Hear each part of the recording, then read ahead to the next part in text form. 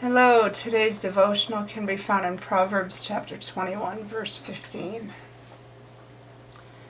It is joy to the just to do judgment, but destruction shall be to the workers of iniquity. Okay, so people judge each other all the time.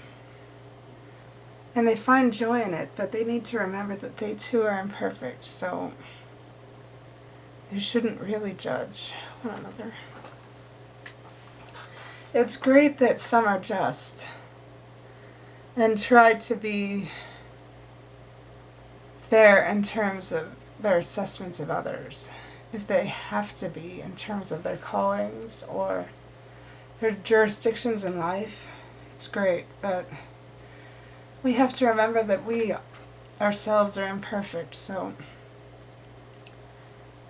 we should think about how we would treat ourselves and apply it to how others are treated as well. If we do something wrong, how would we treat ourselves in that regard? And we need to think about that for when we are having to think the same of others. What if they do the same thing we have done?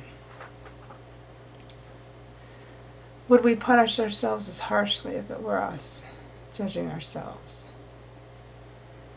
Unfortunately, we punish ourselves far too often. And we forget that we too are imperfect, so man is constantly judging man far too harshly instead of helping them to become better. I mean, some people do things so terrible that God allows for harsh judgment by those authorized to give it.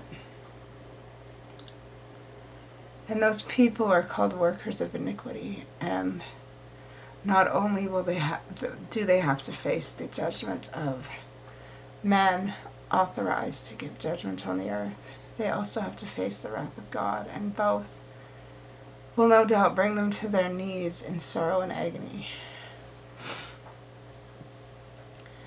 Because the workers of iniquity know what they're doing. They're aware of it. But they keep doing it.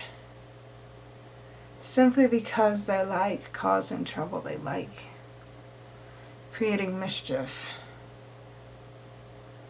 But yet they do it anyway to try and destroy all that God has built up. Here's the thing though. People kill other people. Books are destroyed. Historical monuments are destroyed, but God will not be destroyed. And He cannot be destroyed, so there's no point in trying, but people try to do it anyway. But it is the workers of iniquity who will face destruction, and God's people shall reign supreme, for God will be the victor in the great battle between good and evil. Let us focus on being just and righteous, that we might be able to live a full and happy life, even if times are tough. But it's our choice. There's either joy or iniquity. There's no middle ground, and we must decide what side we are on. And with that said, I love you all so very much, and I say these things humbly in the name of Jesus Christ. Amen.